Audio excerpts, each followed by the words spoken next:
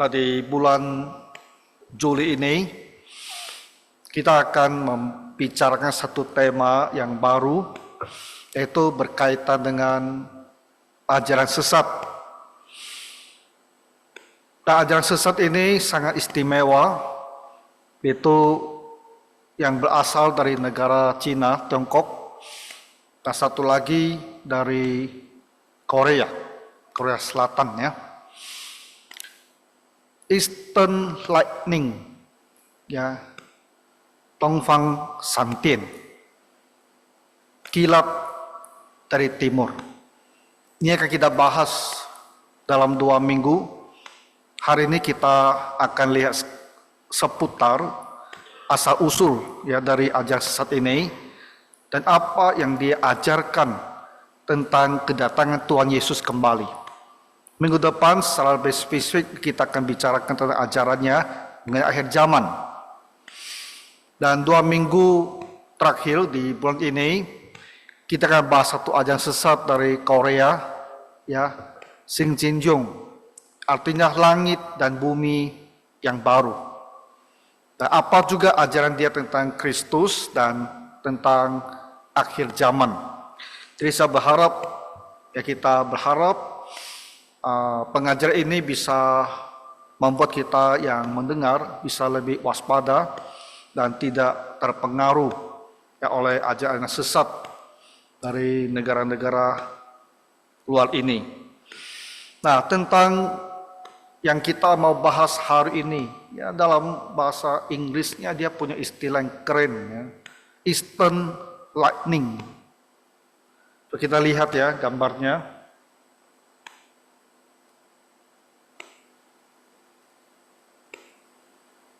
Nah, ini logo dia. Di Indonesia, dia disebut Gereja Tuhan yang Maha Kuasa. Ya, Eastern Lightning, the Church of the Almighty God. Nah, di Indonesia kan jadi Gereja Tuhan yang Maha Kuasa. Nah, gereja sesat ini itu tidak hanya sudah ada di Indonesia, tapi itu sudah ada di Batam juga, ya. Dan ada jemaat kita yang sudah pernah bicarakan dengan saya mengenai gereja ini. Ya, mereka berusaha merekrut orang untuk mempengaruhi orang Kristen supaya mereka bisa menerima dan berpihak kepada ajaran mereka ini. Jadi Eastern Lightning juga dikenal sebagai Church of the Almighty God is a religious movement, sebuah gerakan keagamaan. Apa yang diajarkan? Intisarinya yang paling penting bahwa Yesus Kristus telah kembali ke bumi dalam diri seorang wanita Tionghoa, wanita Chinese, untuk menghakimi umat manusia pada masa akhir zaman ini. Jadi yang mereka bicarakan itu adalah bahwa Yesus Kristus itu telah kembali. Nah, setelah kita lihat sekilas tentang ajaran ini, kita lihat ke dalam kitab suci. Apa yang firman Tuhan katakan tentang Yesus Kristus yang akan datang kembali ini. Nah, ajaran sesat itu selalu berusaha mempengaruhi orang Kristen. Mereka fokusnya bukan mencari orang-orang yang tidak percaya kepada Tuhan, tapi lebih mencari orang Kristen dan mengajarkan bahwa kita orang Kristen itu tidak mengerti kebenaran, bahwa kita ini sesat dan mereka inilah yang datang untuk membawakan kita kebenaran. Jadi upaya mereka itu sangat kencang sekali. Ya, di Indonesia mereka punya websitenya, situsnya, mereka juga punya aplikasinya. Dan ini disebarluaskan. Dan orang Kristen yang tidak mengerti ya apa sesungguhnya ajaran gereja Tuhan Yang Maha Kuasa ini, ya dengan mudah bisa terpengaruh dan mengikuti mereka. Kita lihat di sini, ini adalah website mereka ya, situs yang mereka buat dalam bahasa Indonesia. Kristus akhir zaman telah muncul di Tiongkok. Lihat tidak? Jadi mereka berkata bahwa sesuai dengan nubuat kitab suci, bahwa Tuhan Yesus itu akan kembali. Dan kita semua sedang menunggu Tuhan kita kembali. Tapi ajaran gereja Tuhan Yang Maha Kuasa mengatakan, kita sudah tidak perlu menunggu. Penantian telah berakhir. Karena Yesus Kristus ini telah kembali. Dan dia di dalam diri seorang perempuan di negara Tiongkok ya. Nah, ini website mereka. Di dalamnya ya ada sedikit penjelasan tentang diri mereka, tak banyak ya, agak rahasia mereka ini. Tapi yang banyak di websitenya itu adalah tulisan-tulisan mereka, ya khotbah-khotbah mereka, dan tentulah informasi seputar kegiatan-kegiatan mereka ini. Nah, mereka juga punya sebuah aplikasi Gereja Tuhan Yang Maha Kuasa, ini bisa download di Google Play, dan banyak juga hal yang mereka taruh di situ untuk bisa dibaca oleh orang-orang yang menggunakan aplikasi mereka ini. Nah, adanya website, adanya aplikasi ini menunjukkan bahwa mereka mempunyai niat yang kuat, usaha yang keras, bagaimana ingin mempengaruhi ya orang-orang Kristen di Indonesia ini. Dan mereka itu ada di Pulau Batam. Nah, jadi Bapak Ibu, kalau kita didekati atau orang di rumah kita didatangi orang-orang seperti ini, kita harus berhati-hati dan menolak ajaran yang mereka bawakan ini. Nah, sekarang kita lihat ya, kira-kira bagaimana asal mula munculnya ajaran yang sesat ini. Ini seorang namanya Zhao Weisan, orang Tiongkok. Di lingkungan mereka, dia dianggap sebagai imam agung. Sekarang mereka ini ada di Amerika. Ya, di Tiongkok sendiri mereka itu dianggap sesat melawan pemerintah, diburu. Jadi dia bersama dengan wanita yang disebut sebagai Kristus itu, mereka di tahun 2000 itu udah pindah ke Amerika. Jadi tinggal di negeri yang aman, mereka memperluas ya, mempropagandakan ajaran mereka ke seluruh dunia. Zhao Weisan ini dikatakan dia itu adalah anggota dari Shouters di tahun 1980-an. Nah, kita perlu mengerti sedikit ya sejarah ajaran sesat di negara Cina, di Tiongkok. Ini sangat menarik. Kita sering membaca bahwa pemerintah Tiongkok itu sering ingin memberangus ya gereja-gereja Kristen, terutama gereja bawah tanah. Nah, itu sesungguhnya ada latar belakangnya. Abad 19 di Tiongkok itu ada terjadi pemberontakan, namanya Taiping Rebellion. Taiping itu damai yang besar. Jadi waktu itu ada seorang yang Kristen, mengaku Kristen, dan dia menggunakan kitab hukum Taurat, memberontak ya pada masa dinasti Qing, dinasti terakhir. Dan dia begitu berhasil, dan pasukannya itu sudah hampir bisa mendekati kota Beijing gitu loh. Dia sudah hampir bisa menaklukkan ibu kota. Itulah sebabnya pemerintah Tiongkok itu sangat hati-hati sekali dengan gereja-gereja Kristen, terutama gereja yang bawah tanah itu loh, yang tidak resmi. Taiping adalah ajaran sesat, walaupun dia bawa nama Kristen, ya. Tapi akhirnya pemberontakan itu memang dibasmi. Tapi dari situ Terus ada pengikut-pengikutnya yang tersebar di berbagai daerah di Cina, terutama di provinsi Henan Selatan. Dan salah satu yang nantinya muncul itu adalah gerakan yang disebut The Little Flock, kawanan kecil. Ya. Watchman Nee. Ajarannya tidak kita bilang sepenuhnya sesat, tapi ada bagiannya, teologianya tentang Tuhan, tentang roh, tentang manusia itu keliru. Gitu. Tapi kita masih tak begitu mengatakan Watchman Nee itu sesat ya. Tapi ada bahagian ajaran dia yang keliru. Dan kita juga harus hati-hati. Karena tulisan-tulisan dia itu banyak diterbitkan dalam bahasa Indonesia. Harus hati-hati.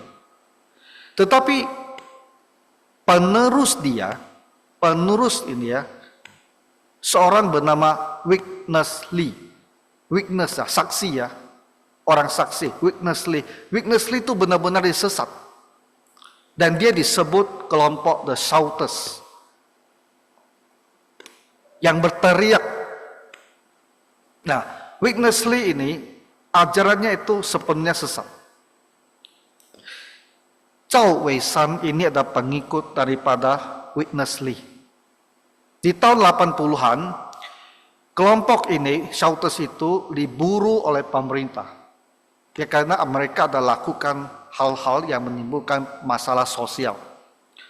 Jadi Zhao Weishan ini tinggalkan kelompok Shouters ini di tahun 80-an. Nah, pada masa mereka itu lagi diberantas oleh pemerintahan di Cina.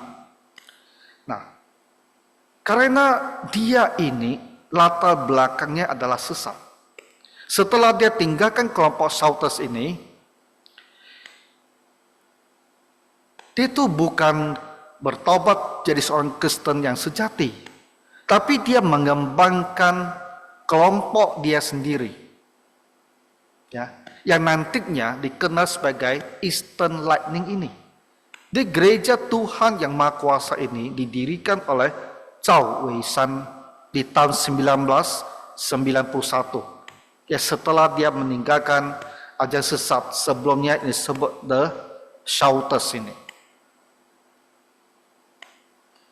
Nah, ini asal mulanya mereka, kalau dilihat dari sejarahnya, mereka bilang di tahun 1991 ya, dalam perkumpulannya Zhao Weishan ini, mereka bilang ada seorang perempuan digerakkan dan menerima firman dari Roh Kudus, ya, dan bersaksi untuk nama Tuhan, bersaksi tentang kedatangan Tuhan, ya, God's arrival. Dia ada perempuan itu, dia bilang, aku bersaksi, aku menyatakan kebenaran oleh Roh Kudus bahwa Tuhan telah datang. Nah, dan perempuan ini kemudian diidentifikasikan oleh gereja Tuhan Maha Kuasa ini sebagai Kristus. Jadi dia lagi berbicara tentang diri sendiri, bahwa dia adalah Kristus dan dia telah tiba. Dia telah kembali, dia telah datang ya ke negara Cina ini, ke negara Tiongkok, untuk mengakhir zaman ini yang menurut nubuat di dalam kitab suci. Nah, jadi kelompok ini, gereja Tuhan Maha Kuasa, kalau mereka ingin menelusuri sejarahnya, mereka selalu kembali ke tahun 1991. Ya. Dan mengatakan di waktu itulah ada seorang wanita di tengah-tengah kelompok mereka yang merasa digerakkan oleh Roh Kudus dan mengumumkan bahwa Kristus itu telah kembali. Dan dirinya, walaupun seorang perempuan, dia itulah Sang Kristus yang datang kembali. Nah, lalu kita kan tentu heran ya, kenapa gereja ini menyebut diri mereka sebagai The Eastern Lightning, kilat dari timur. Pertama kali saya mendengar ajaran ini udah hampir 20 tahun lalu. Ya, ketika pendeta Pan Kok Yong, dia masih sering masuk ke Tiongkok untuk perjalanan misi. Dia bilang kelompok Eastern Lightning ini masalah besar di Tiongkok gitu loh. Ya mereka bergerak terus mempengaruhi orang Kristen. Dan kita berpikir, kenapa mereka menyebut diri mereka sebagai Eastern Lightning? Dan ternyata itu ada kaitan dengan sebuah ayat firman Tuhan ya. Kita lihat ini. Di Matius 24 ayat 27. Nah Tuhan Yesus ada berkata demikian, sebab seperti kilat memancar dari sebelah timur, melontarkan cahaya sampai ke barat, demikian pula lah kelak kedatangan anak manusia. Tuhan Yesus lagi berbicara tentang kedatangan kembali Kristus, anak manusia, itu arti lain juga adalah Kristus. Dia bilang waktu Kristus kembali, itu situasinya itu seperti kalau di timur ada kilat, cahayanya bisa sampai ke barat. Artinya apa? Kelihatan. Kalaupun dia seperti dari timur, dia sampai ke barat. Artinya kalau dia kembali, dia kelihatan. Kelihatan kepada semua orang dari timur sampai ke barat. Itu maksudnya Tuhan Yesus. Tapi oleh kelompok gereja Tuhan Maha Kuasa ini disalah tafsirkan dan mengatakan bahwa kilat itu adalah Kristus Yesus. Bahwa kilat itu adalah Kristus. Sebenarnya ayat ini bukan berbicara bahwa kilat itu adalah Kristus. Tapi kedatangan Tuhan Yesus seperti kilat dari timur ke barat kelihatan. Ya, bukan kilat itu Kristus. Tapi mereka tafsirkan bahwa kilat itu adalah Kristus. Dan kilat ini muncul dari timur. Dan timur itu mereka tafsirkan sebagai negara timur, yaitu di Cina.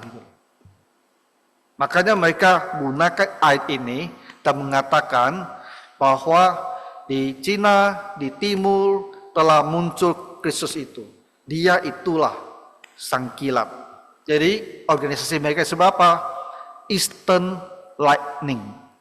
Kilat dari timur. Tapi di Indonesia dibilang gereja Tuhan yang Maha Kuasa. Nah, kemudian kita lihat siapa perempuan ini. Ya. Dia sesungguhnya sangat misterius ya.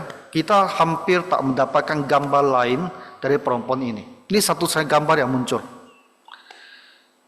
Gereja Tuhan yang Maha Kuasa disebut kilat timur mengajar bahwa wanita Cina yang Xiangping adalah Kristus akhir zaman dan Tuhan yang Maha Kuasa. Jadi perempuan ini oleh Eastern Lightning diajarkan bahwa dialah Kristus yang datang kembali sesuai dengan nubuat kitab suci. Dan dia adalah Tuhan yang Maha Kuasa.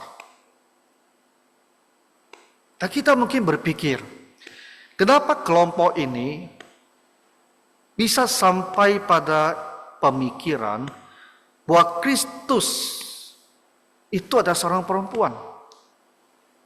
Nah ternyata mereka melihat ke dalam kitab Kejadian pasal 1:27 bahwa Tuhan Allah menciptakan manusia dan gambar dan rupanya.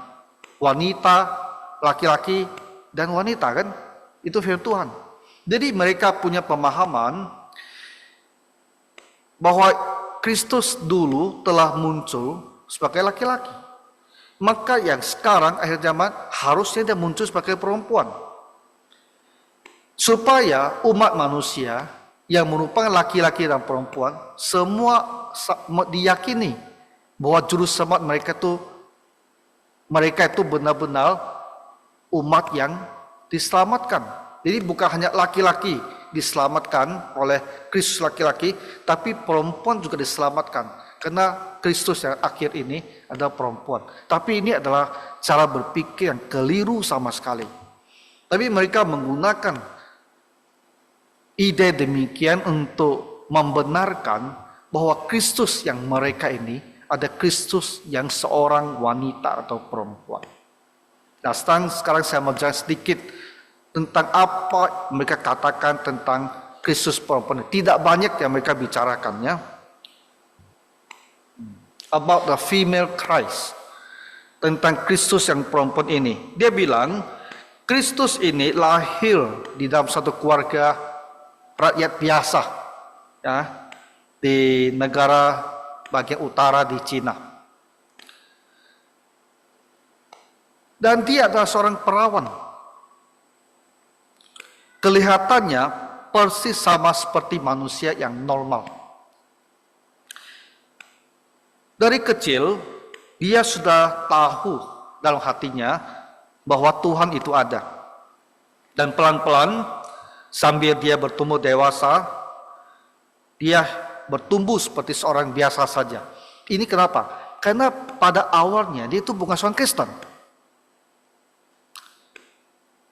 Female Christ ini baru bertobat dalam agama Protestan di akhir tahun 1980-an.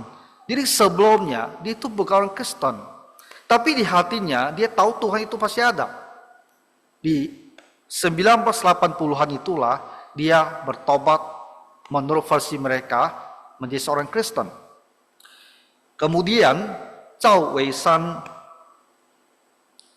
di tahun 1993 membuat deklarasi, membuat pernyataan bahwa perempuan yang Xiang Ping ini adalah Kristus perempuan. Nah, jadi dari sedikit informasi yang mereka terbitkan ya di website,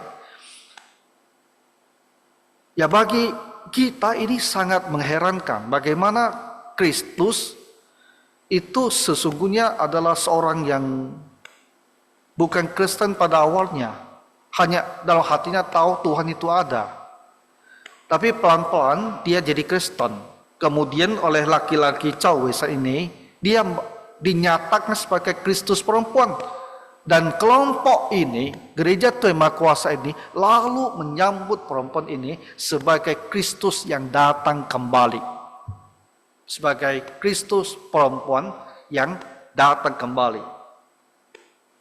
Nah, akhirnya bagaimana kita meresponi ajaran mereka ini? Sangat sederhana. Kita lihat ayat yang kita bacakan tadi ini. Kita bandingkan apa yang kitab suci katakan tentang Kristus yang akan datang kembali ini. Pertama, Kristus ini akan datang di awan-awan. Yang Xiang Ping tidak datang di awan-awan. Untuk berapa puluh tahun di awal masa hidupnya itu hanya seorang wanita di pedesaan di Tiongkok Utara. Kristus yang akan datang kembali akan dilihat oleh setiap mata.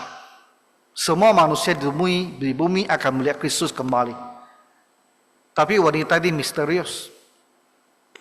Tak banyak orang melihat dia. Dia disembunyikan.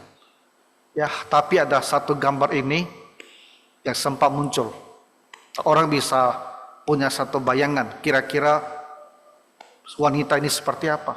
Ini bertolak belakang sekali dengan apa yang firman Tuhan katakan tentang Kristus yang akan datang kembali. Lalu yang ketiga, firman Tuhan mengatakan, yang datang kembali ini adalah yang ditikam, yang disalibkan.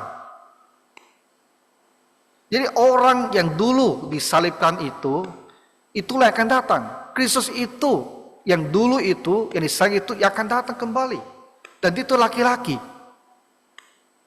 Bukan perempuan. Seperti yang diajarkan oleh gereja Tuhan yang Maha Kuasa. Nah sesungguhnya, saudara-saudara, menolak ajaran gereja Tuhan Maha Kuasa itu adalah sangat-sangat sederhana. Ya. Karena apa yang dia katakan tentang Kristus itu benar-benar di luar bertolak belakang dengan apa yang kitab suci ajarkan. Kalau kita mengerti firman Tuhan, kita pasti tidak akan bisa menerima bahwa Kristus yang kembali itu adalah perempuan di Cina Utara ini. Tidak akan bisa. Tapi mereka punya pengikut itu ratusan ribu. Ya, ratusan ribu.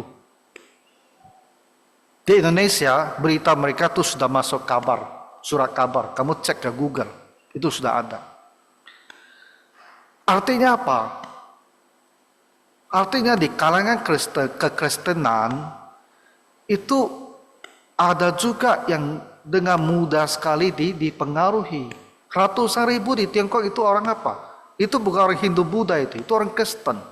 Orang Kristen yang merasa ini benar dan mereka ikuti dia. Dengan kata lain, apabila pengajaran dalam gereja itu tidak cukup, apabila orang Kristen itu sendiri tidak banyak tahu firman Tuhan, digempur dengan ajaran seperti ini, walaupun kelihatannya sangat tidak masuk akal, itu bisa juga diterima oleh orang Kristen. Jadi kita tidak boleh menganggap ini pasti akan ditolak, belum tentu. Jadi kita membicarakan tema ini ya di Sunset Gospel Hour itu tujuannya apa? Tujuannya untuk mengingatkan ya, mewanti-wanti orang Kristen bahwa ada ajaran dari Cina seperti ini.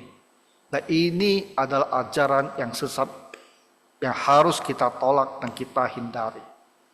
Jadi kiranya Tuhan menolong kita semua, kalau saudara bertemu, tolak mereka. Ya, mari kita berdoa. Tuhan Bapa Surgawi, bantulah kami selalu mempunyai hikmat daripada Tuhan, sehingga kami bisa membedakan ajaran benar dengan ajaran yang sesat. Jauhkanlah kami Tuhan dari pengaruh semua ajaran palsu ini. Dalam nama Tuhan Yesus Kristus kami berdoa. Amin.